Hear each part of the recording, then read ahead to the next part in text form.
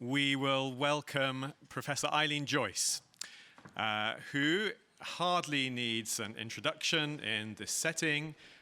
She's Professor of Neuropsychiatry at Queen's Square, has extensive research interests and history, is President of the Royal College of Psychiatrists, and is going to speak to us this...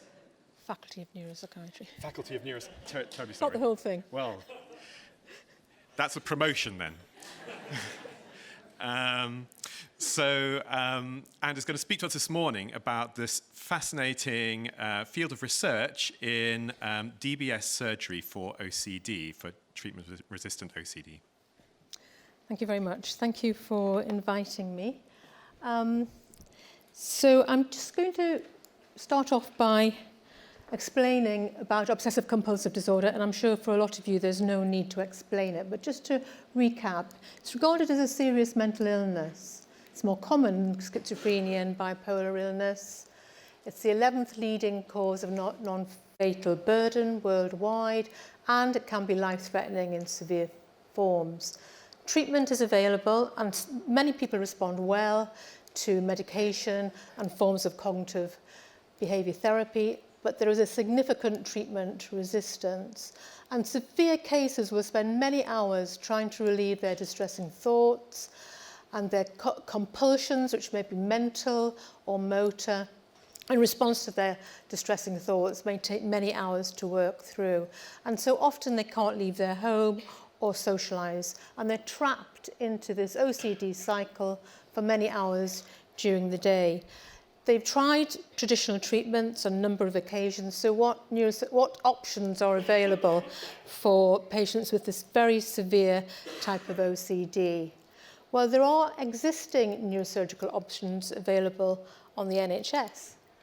One of them is anterior cingulotomy, and this is where the lesion is placed in the anterior part of the cingulate cortex, transecting both the white and grey matter.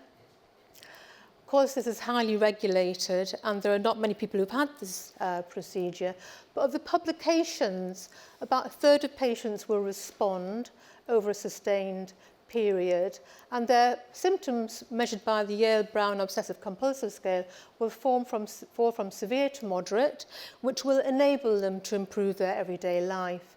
And there are relatively few unwanted effects, but quite often the one lesion doesn't work, and some of them will have to go a second procedure, as illustrated by this rather large lesion on this patient.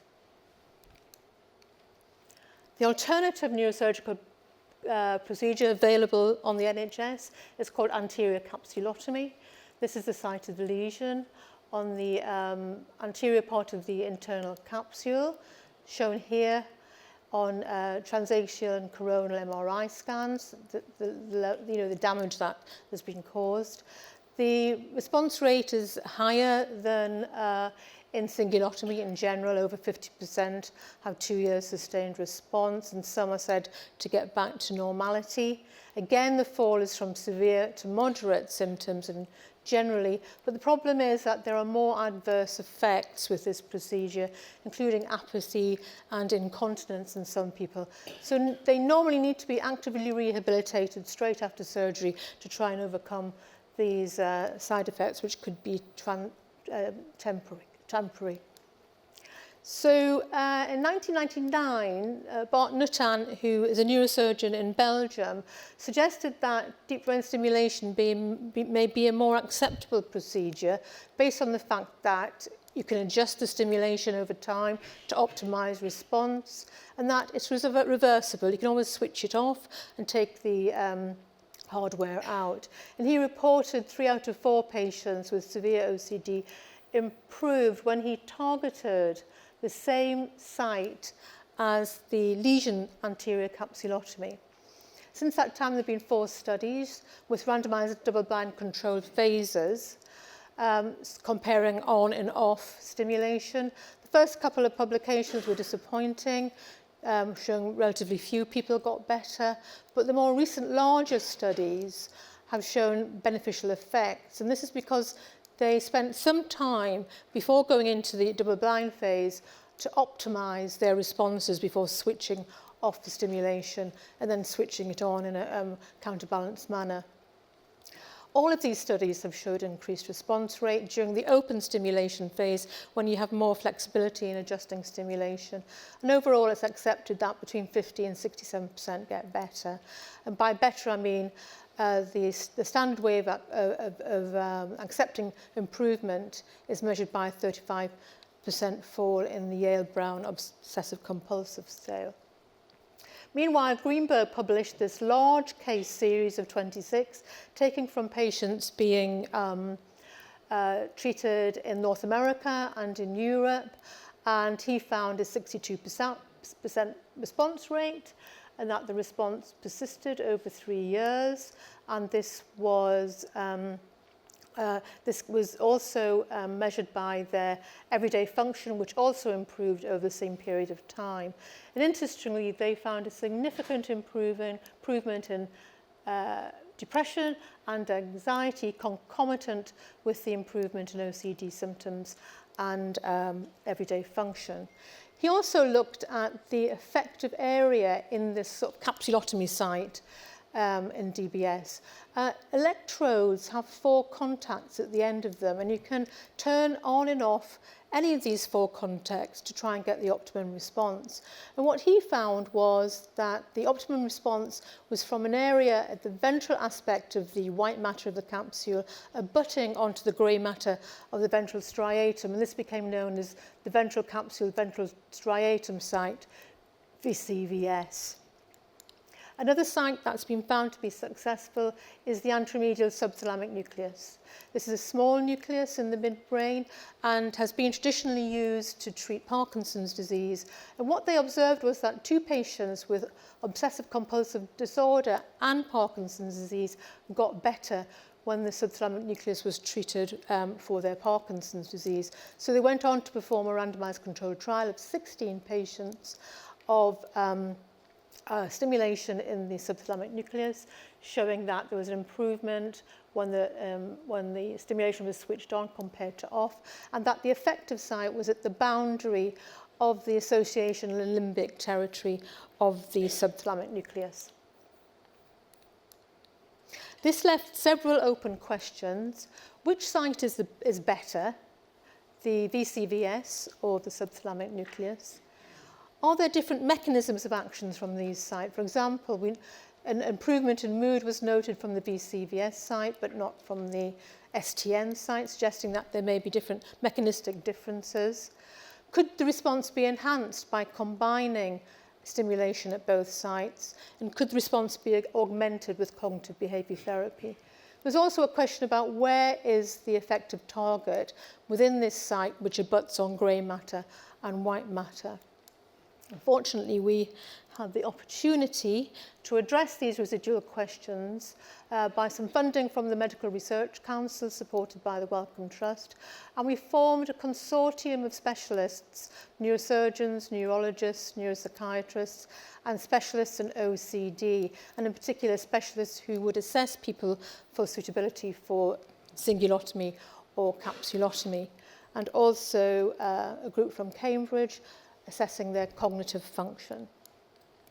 So we were funded to recruit 6 patients. All patients had a baseline 3T diffusion-weighted MRI, so that we later on could do some tractography. Within the operating theatre, they had a 1.5T MRI to plan the trajectories, and followed that by a 1.5T MRI to verify the electrodes were in the right place. So our patients had 4 electrodes, bilateral electrodes in the VCVS and bilateral electrodes in the anteromedial subthalamic nucleus. And you can see here the 4 contact points at this VCVS site that could be stimulated in any order. This was how the trial was organised. So after surgery, they went into a crossover randomised double-blind trial where half of the patients had stimulation first in the VCVS and half in the STN, and then a crossover period when they received 12-week stimulation in the alternative site. They then had 3 months stimulation of both sites, followed by a period of optimization of the stimulus parameters depending on their response, and they all went into an inpatient specialist unit for cognitive behavior therapy. The patients were being severely ill for over 10 years and were in this extremely severe range of the Y box with very, very poor function. This just demonstrates the severity of the patients. They'd all been ill for over 20 years. 3 of them were housebound. 1 of them had been living in an inpatient unit for 6 years, couldn't even live in supported accommodation, and 2 others were impaired socially because of extreme avoidance. And they'd all had several rounds of CBT, including inpatient CBT and lots of different medications. There are 3 outcome measures. The main outcome measure was Y-box to test whether it was effective on the OCD. The secondary outcomes were effect on mood using the MADRS and cognition. We're particularly interested in their performance on the IED test of the Cantab battery, because this had previously been shown to be a cognitive endophenotype of OCD, being impaired in ineffective first-degree relatives, especially impairment on this critical ED shift stage. So patients are taken through several stages, and they're trained up, if you like, through feedback from the computer to respond to a pink stimulus and ignore a white line. At this crucial ED shift stage, the contingencies are reversed, so now they've got to shift their attention towards the white lines and ignore the pink shapes. So that shows some flexibility in their ability to shift their trained up habitual responding. So what did we find? This is the summary of our results. This is the double-blind control trial phase, comparing baseline with stimulation of either the subthalamic nucleus or the VCVS, and these are the open phases. So if we look at OCD symptoms, we found a significant difference between DBS in general and baseline OCD symptoms. And there was no significant difference when they were stimulated in the subthalamic nucleus or the VCVS site. There's a different effect on mood. When we looked at mood, we found a highly significant improvement in mood when baseline was compared to the VCVS phase, but much less difference when mood was compared to the STN phase. So both sites improved mood. It was minimal on the STN site, but very impressive on the VCVS site, suggesting that there were differences in what was happening with these 2 sites. When we looked at cognitive flexibility, we got the opposite effect. Compared to baseline, patients who had stimulation in the STN significantly improved in their performance of the EDS, suggesting an improvement in their cognitive flexibility, but the patients with VCVS stimulation showed no difference. Just quickly, when we stimulated both sites, there was no further improvement. And then when we added in cognitive behavior therapy, there was no significant improvement. But these were open phases, and it's possible that patients had responded so well in these initial phases that there was an element of a floor effect. So we found the same effect on OCD symptoms, but dissociated effects on mood and cognitive flexibility, suggesting that there may be 2 mechanisms in action here. We went on to study this in more detail using the imaging. We started off by looking at the volumes of tissue activation at each site, calculated from the contacts, which we knew were most effective and which we could see on their post-operative MRI scan, and the stimulation parameters that they needed to be well. So using these set of indices, the volumes of tissue activation can be calculated, and these are the volumes of tissue activation superimposed on MRI scans. You can see that they're much higher than in the VCVS site, than this STN site, because you had to use much more stimulation to drive the white matter. And what this also shows is that the effective stimulation was mainly in the white matter, with very little involvement of the ventral striatum nucleus accumbens area. So the VCVS effect on mood and OCD seems to be due to white matter stimulation and not what previously was suspected, accumbens or ventral striatal stimulation. We then use these volumes of stimulation to perform structural tractography using the 3T weighted diffusion imagers.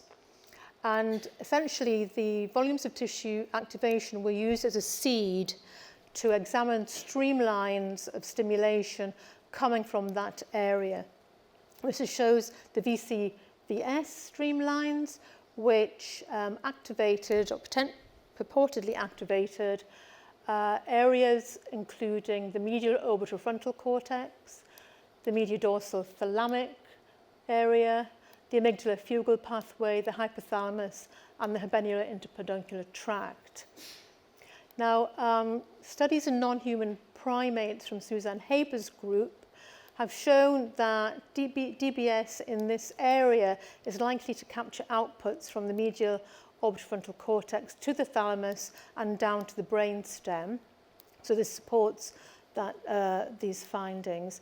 And looking at fMRI studies in man, we know that the medial orbitofrontal cortex is involved in learning about the value of rewards and the development of mood and anxiety states in patients with depression and also OCD.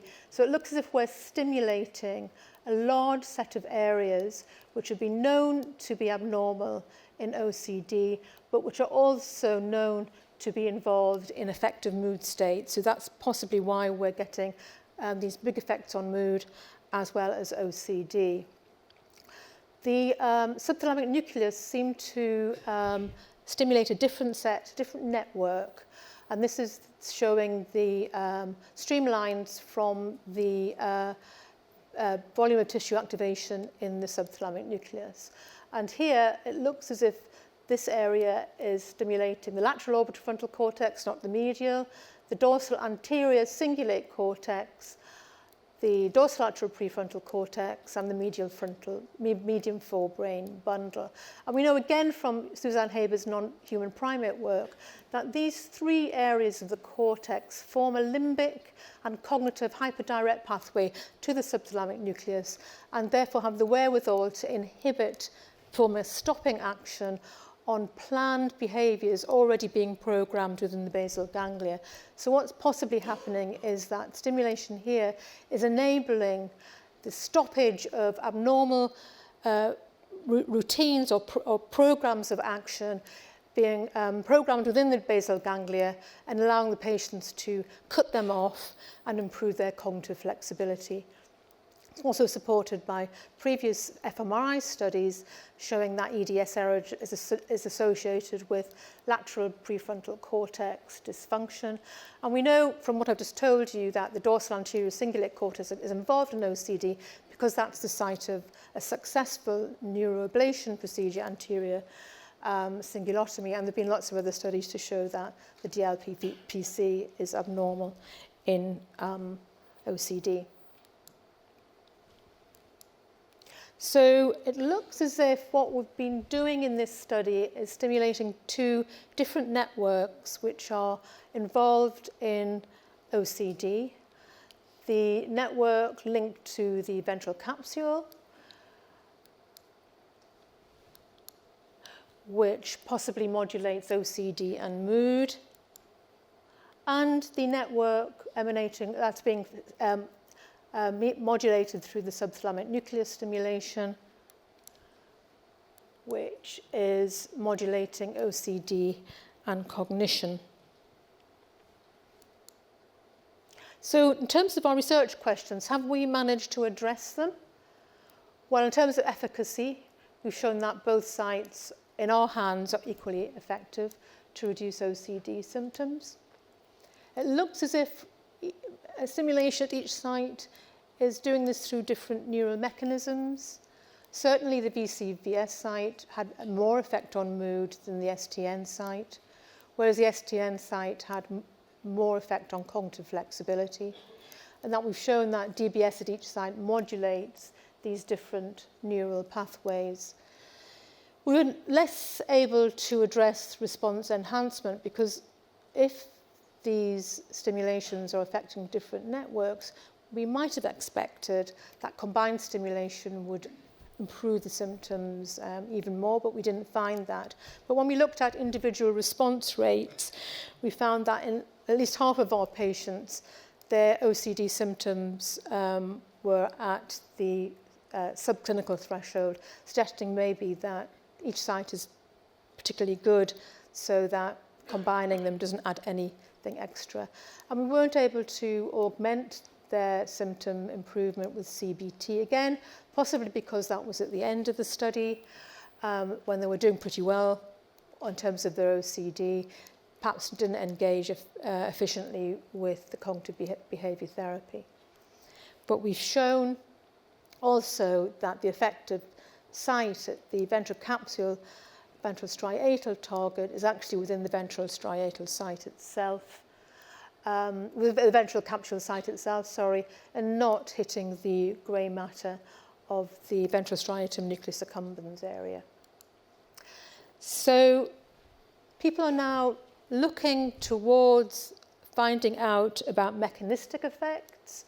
As we've shown, mechanisms in our study, this is a recent study that's just been published, which have looked at 10 patients who had deep brain stimulation at the ventral capsule ventral striatal site, and then a year later they've looked at their symptom improvement, looked at the MRI scans at the time of implantation of the electrodes, and like us have found that it is the dorsal contacts that are most effective, showing that it's stimulation of the capsular white matter that is important in improving OCD symptoms and not the underlying grey matter. They then did a very clever analysis where they looked at the streamlines again from their volumes of tissue activation from the ventral capsule and compared their response, the ones who responded to the ones who didn't respond, or at least the streamlines that were related to response and non-response. And again found it was these red streamlines that were projecting to the median lateral prefrontal cortex and anterior cingulate cortex that were predicted of response.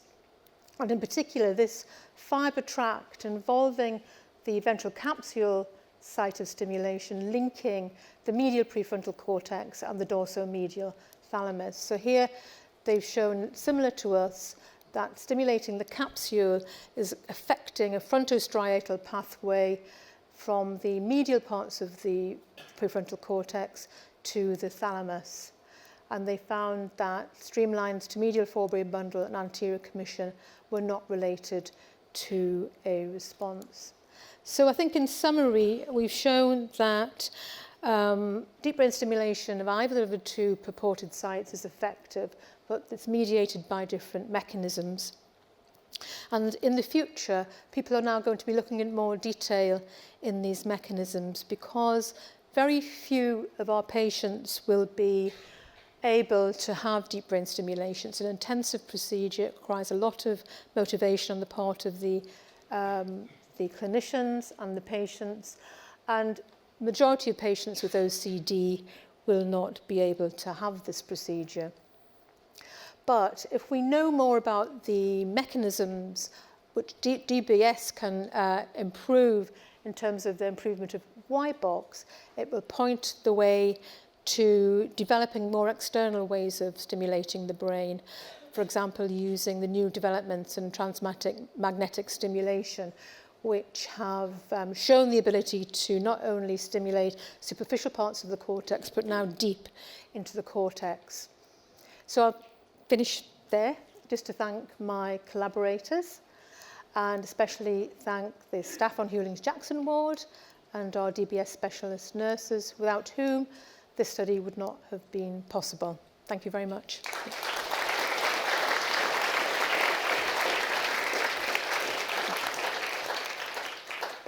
Thank you very much, and we have time for some questions.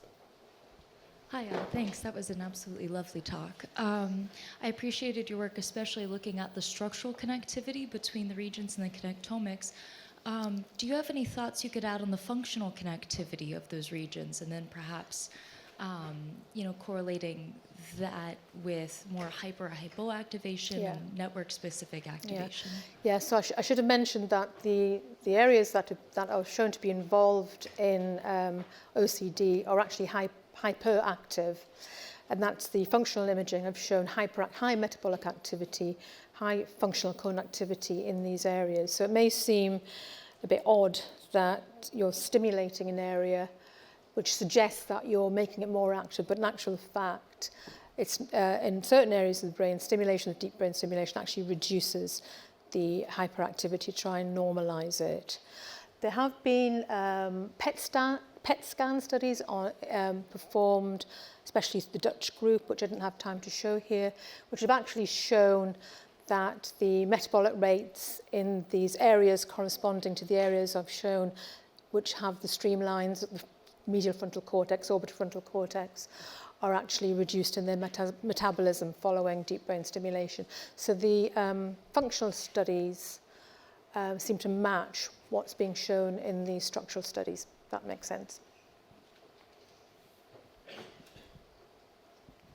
Hi, marvelous talk, beautifully put together. Thank you.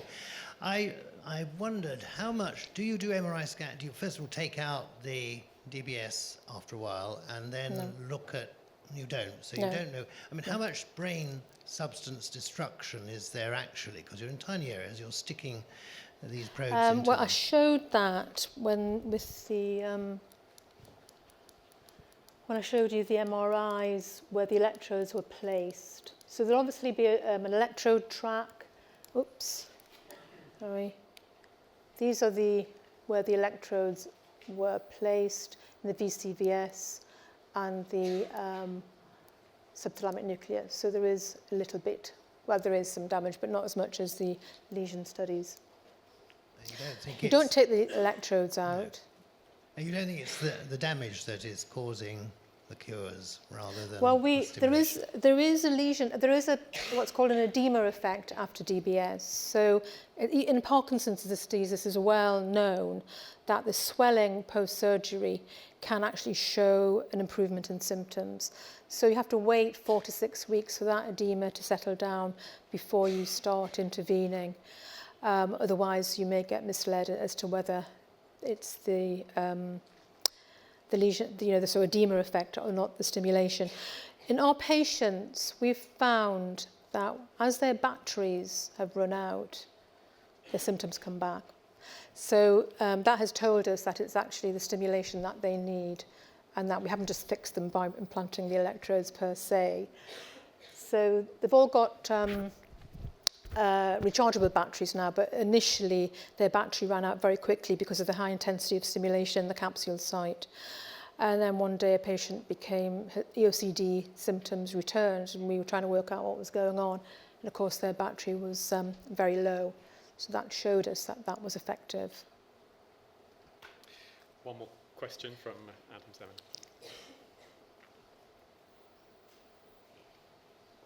Thanks for such a wonderful talk. Patients clearly got a lot better. I just wondered if you could give a feel for the degree of functional improvement. So what kinds of things can they do now that they couldn't before? So this is just sticking to the trial, but I can tell you a little bit about what's been happening. We haven't published that yet, but we've been following the patients up every 3 months since the trial ended.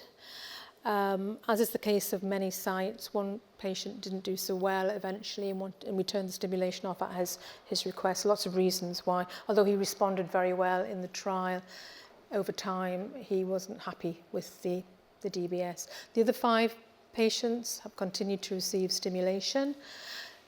We see them every 3 months, and their improvement is amazing. So one person who couldn't get out of a hospital room for 6 years is now going on holiday by herself. She's went to America for 12 weeks recently, and has a high quality of life. Not everybody is having such a high quality of life, but that's the extreme.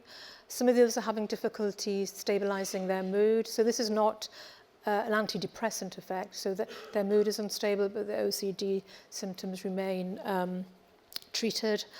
But in general, they're doing much more than they could. But it's a really important point because DBS is not a panacea for life. It improves their OCD symptoms, but then they have to live with not having OCD, which they've been used to for 20 odd years. And that can be very difficult for them to adjust to. So we found that they need a lot of input after that to help them cope with a life without OCD, which can be very difficult. So thanks for that question. Wonderful. Thank you Okay, very thank you. much. Thank you.